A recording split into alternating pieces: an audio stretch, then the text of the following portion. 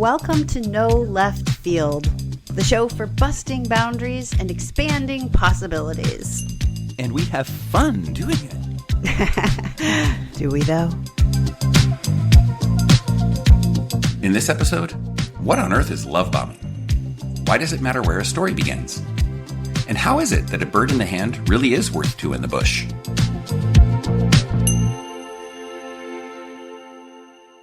Hey. Hi. What up, diggity? What's up? Yo. Yeah, hi. Hi. Okay, so I got a question for you. Okay. I believe you were accused of love bombing at some point. I was. What is love bombing? Can you tell us what happened? Yes. I was describing our project, we're now calling it live folk art. For You consists of myself, my colleagues Erica Chongshuk and Ryan Takata, and we make projects that incorporate social practice and the arts. And now we're calling it live folk art. I did not know that. It's weird that I didn't know that, but yeah. The live folk art part? Yeah, that you changed your name. Well, we've always been For You. So the organization, the company is called For You. Yeah, we're still For You. The live folk art is sort of like, what do you do? Live folk art. So we have a project called Artists and Elders. And we pair an artist and an elder. And often these are older people that come through an organization that provides companionship opportunities to chronically isolated older people who have, in many cases, outlived their social networks and have fewer than 2 social visits a month, not including appointments. But so just hold on. Yeah, fewer than 2. So twice a month. Twice a month. They interact with another human being. And that is the maximum. A lot of these people have less than that. Nobody looks on them. There's nobody. They have really become very isolated. Mm-hmm. So we introduced this project to this organization, and they introduced us to a number of older people to work with. And it's gratifying for everyone. We as artists have really grown, fallen in love in many cases with these older people that we're meeting, and doing a creative something with depends on the artists and the interest, and we personalize it. That's the For You part. Mm-hmm. During the pandemic, we had a project that had a discrete 4-week turnover. So over the course of 4 weeks, we would have 4 meetings with an older person.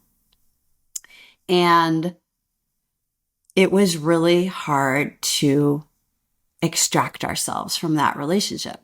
We're kind of in the art of relationship making. And there's a lot of intimacy that can transpire in 4 short visits, virtual, many times over the phone. Because it was a pandemic, we weren't seeing people in person. I'd say the majority of them happened with someone was on a tablet and got some assistance. So making eye contact through a screen, hearing each other's voices.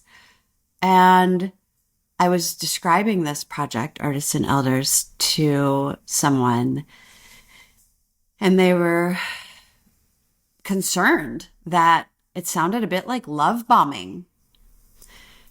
And it gave me pause because I was experiencing guilt. And if I was experiencing guilt at concluding these projects with these older people, and in some cases we heard directly no, I love my artist. I'm going to miss her so much. Mm-hmm. We knew that this was impactful, which kept us doing more and more and more of it. And I want to believe it was overwhelmingly positive, but yeah, there was guilt, and I still carry guilt for the amount of time that goes, that passes between communications. I'm still in touch with a number of older people that were part of this project because it has been so difficult to separate from them, and I like them. Like it's not it doesn't feel obligatory, but I don't want to cause more pain than good. And if I felt or heard that someone was worse off after having this discrete amount of visits and then us coming to an end, I would want to know that, and I would feel terrible.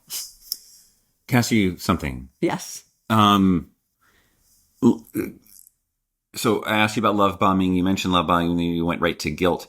I want to unpack it a little bit. What is?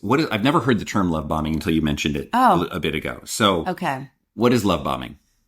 I guess the violence of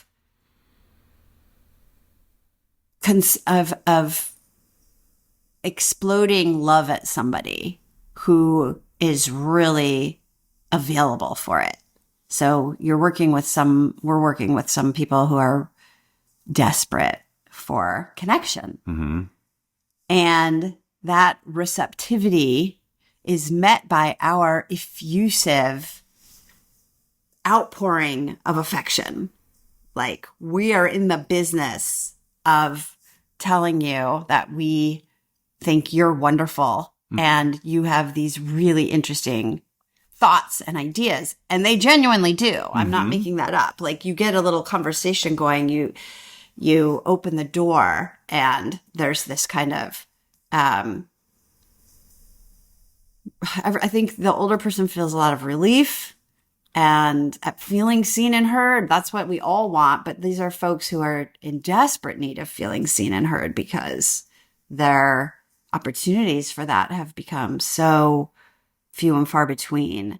So, open the door, and then there we are with you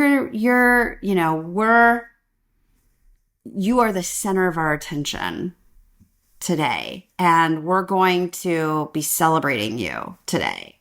And we're going to do it again next week, and we're going to celebrate you, and we're building on this celebration.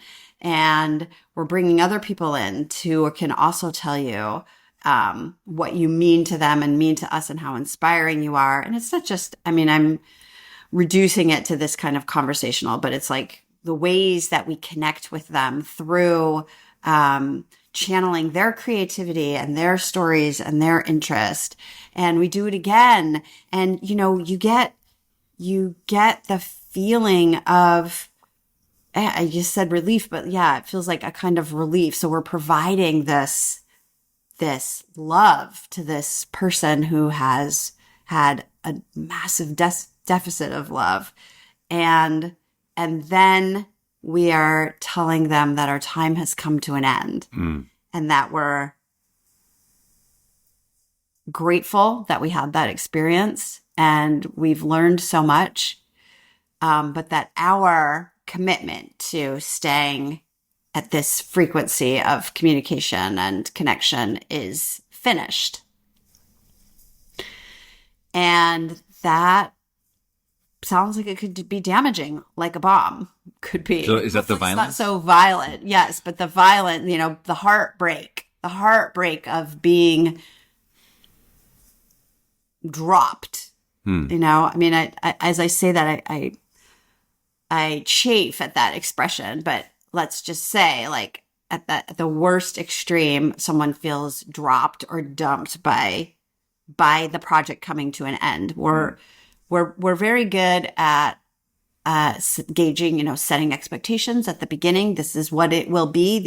Let's set the times up. Let's figure out how we want to communicate with each other from this time to this time, from this date to this date, and then it will end, and we'll give you this like finale. still people get attached and they get moved and they get reinvigorated and they get energized through these engagements, and it feels really good. And then that goes away because we can't sustain that with every single person that we come in contact with. So we move on to offer this to other people who are also desperate for attention, and some who aren't so desperate but are really interested. So, well, if I may, not just attention, but connection, right? Connection.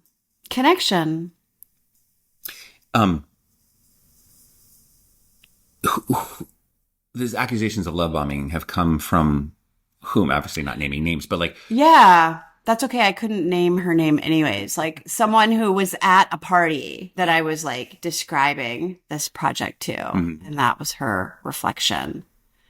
As an outsider. So not a participant, but, someone who had strong feelings, had a strong reaction to thinking about putting themselves in the shoes of someone who received this connection, who had this connection and sort of opened themselves up for the experience of that, and then had to accept that it was over. Because it is unilateral in that way. To a great extent. We set the terms of it starting and ending. And when people say yes, they don't know how attached they're going to get. We don't know how attached we're going to get exactly, but we imagine that we want to have the deepest possible connection in that amount of time to make the most lasting, ripple effects. To give them stories, to give the older person a story that they would have to replay in their mind or their heart or share with somebody else so that that relationship lives on, the experience lives on. That's the hope. I will say that we've started to pay more attention to that and trying to have more partners so that when our discrete project comes to an end, we invite them to try some other opportunities that this organization offers. You could go for a walk. They have Cuddle Club at Muttville. They have these other, ways for you to connect. Yeah. It's so fun. Everybody takes a nap. Like lying on a dog. And the dog lying on you. Oh, the dog lying. It probably depends on the size of the dog. Yeah, it's really good. Was there just this one accusation of love bombing, or have there been multiple accusations of love bombing? I'm just trying to get a sense. One person used the expression love bombing. We have not been accused directly, but indirectly we have. And when I say we, Erica, Ryan, and I, and other of our collaborators have had an experience of this feeling guilty because of this, knowing that this connection was really critical to this person and that we go away. It's sort of an unspoken experience. And I like to think the pros outweigh the cons.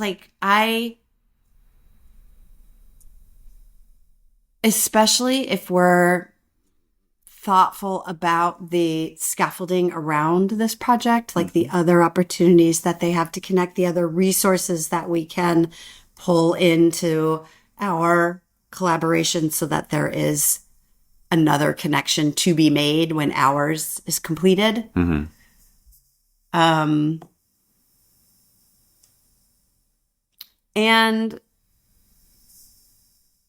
I've also experienced, I've worked with a lot of different older people, and I hear them talk about the connections that they miss from other relationships. And so I know that this is an ongoing challenge of the work that we do. The extraction. That's how we call it. How do we gracefully, thoughtfully, carefully extract ourselves when the project comes to an end? You've mentioned people that I don't know if accuse, whatever, which verb is the best, most accurate verb to use, but having it be raised that there's some detrimental effects at the conclusion of this really intensive time period. I don't think I've heard you say yet that any of these came from the people themselves, the elders themselves. It was from people speaking on their behalf. Is that accurate? I can think of one older person who we paired with an artist, and so we were the liaison between them. And the older person was very vocally upset. Mm. And they knew, again, we sort of, set expectations here. This is going to be your last time. And they were like, I don't want it to end. I really don't want it to end. Mm. And I've heard that in, I'm thinking about another community that I work with. And even if we have like a 2-hour workshop together around, the time that we talk about coming, as things wrap up, people will say like, no, too soon. It was too short, in the ways that we all have that kind of let down, the anticipatory grief around something ending. Mm-hmm. When you were just getting started, or just, the holiday, freaking Sunday night blues, right? Like, no, the weekend, like that kind of, I think that's like it's part of being human, is building resilience so that we can surf those letdowns. And also it really helps to know that there will be another Sunday, or there will be another weekend, and there will be another workshop, and so for folks that don't know if there actually is going to be another connection, that's like the level of isolation and loneliness that we are working with in some cases. Don't know when that will be. That's really hard. That's really hard. And I really don't know if I could not do this work. Like, I am a person who is drawn to making connections with people who have not that many. That is, I just feel like a calling. And so at the risk of it being hard to move on, I think I will be continuing to make connections with people who don't have the opportunity very often. And I'm open to hearing from them if it hurt them more than it helped them. I've never explicitly asked anybody that. I appreciate the connections you're making to just this being like a special case of a broader human phenomenon. I mean, because it's as you're speaking about this, like I'm relating it to my own professional experiences with students studying abroad. Right. And there's this whole world of reentry. Right. Really super intensive experience coming to an end, and then going quote unquote back to whatever it is their next year in college, wherever it is that they're headed to after this really intensive experience, and helping to provide them with tools for making meaning out of it, for connecting with people who didn't go through the same thing, et cetera, et cetera, et cetera. It's a transition from something wonderful to something undefined. And I love your, what is Sunday Night Blues, did you call it? Yeah, totally. Right. I mean, and I'm also feeling like it's just so I'm going to pass some judgments here. Please. Because you're my friend and I want to defend you against the attackers. Okay. Accusers. The accusers, right? It's just like, we're talking about some of the most experienced people on the planet. These are elders, right? They've been through a lot in their lives.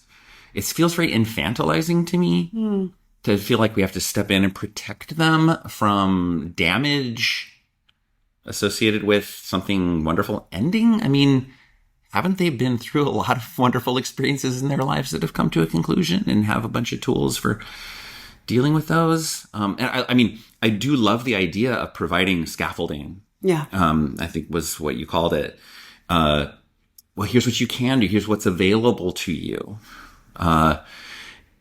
And, so definitely, yes, absolutely. And at the same time, it's like, like I said, it just feels very infantilizing to me to like accuse you all of love, like of a violent act. It's just like, ew, like it just feels so wrong because I've seen you in action. It's like, I've seen the incredible care, the incredible attention to detail, like for you. Like it's really what it is. It's digging deeply into what like loves and passions and, just a celebration. I've never seen a more profound celebration of an individual human being. And their sacredness, the sacredness of every life. And, it's pissing me off right now. that people want to come in and call that violent. Yeah. I'm feeling some very protective instincts. It just seems wrong to me. So there, I'm making a judgment. Yeah. No, that's really, I want to make those judgments myself about like trusting the lived experience of older people, of our elders, and knowing that there's an opportunity here that they don't want to pass up. We invite them. It's completely up to them whether they participate or not. And we encourage them to participate because, again, we feel like it's going to be worth it. Like everything, there's some nugget there that this whole notion of love bombing is crystallized around some kind of a concern, right? Yeah. And sure, I mean, it sucks that it has to come to an end, right? And it is important to take care of people inside of that, right? So I don't want to completely invalidate these jerks who are coming at my friend Rowena and Erica and Ryan and telling them that they're harming people somehow. So I do want to validate that. That was one thing. And then the other thing is, again, just like humanity and like the state, what it means to be human. And like, there's a phenomenon studied by psychologists called loss aversion. Okay. And it's interesting. I read about this in a book called Thinking Fast and Slow by Daniel Kahneman, who he and his research partner Amos Tversky, they were like pioneers in a lot of psychological research. But the whole idea is really a bird in the hand is worth two in the bush. Meaning like, so they measured people's like differential levels of happiness when they gained something that they didn't have versus losing something that they had. And losing something that you had resulted in about twice as much unhappiness as the happiness gained by getting something that you didn't have. Yes. Loss aversion. So when we have something and then we don't have it, it's like twice as painful as it is joyful when we get something good that we didn't have. We have more aversion to losing something that we had. Yeah. Than something to good. Gaining something that we didn't have. I love that. Okay. Right. So what should we call gaining something that we didn't have? Right. I don't know. There probably is a term actually in the literature. I just don't know what it is. I like that. Yeah. But that feels related here. Yes, totally. Yes. And I think we're all, I don't know. Are we all? I am curious. My curiosity drives my yeses. And I feel for people who, again, have not that many invitations, and it's a light lift at the outset, pick up the phone, open the mail. They're pretty likely, overwhelmingly, people have participated when they've had the choice to participate or not.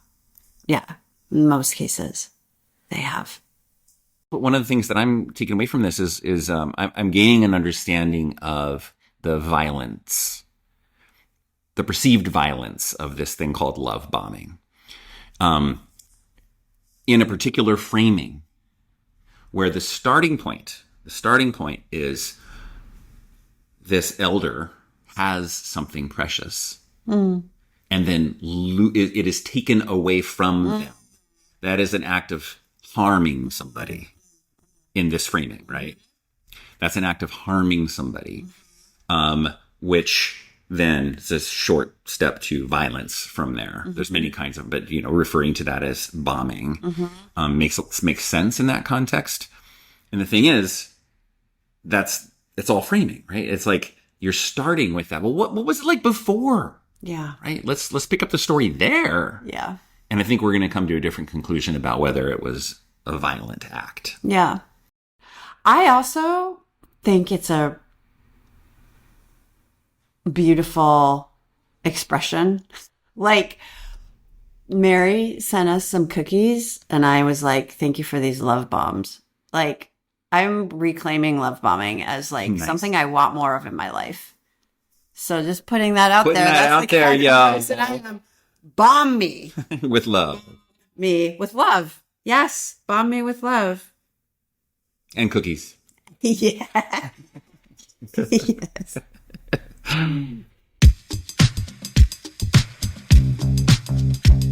That's all for this episode of No Left Field. If you enjoyed it, give us a 5-star rating and follow the podcast. That will help others find us. Until next time, may our left fields be ever expanding.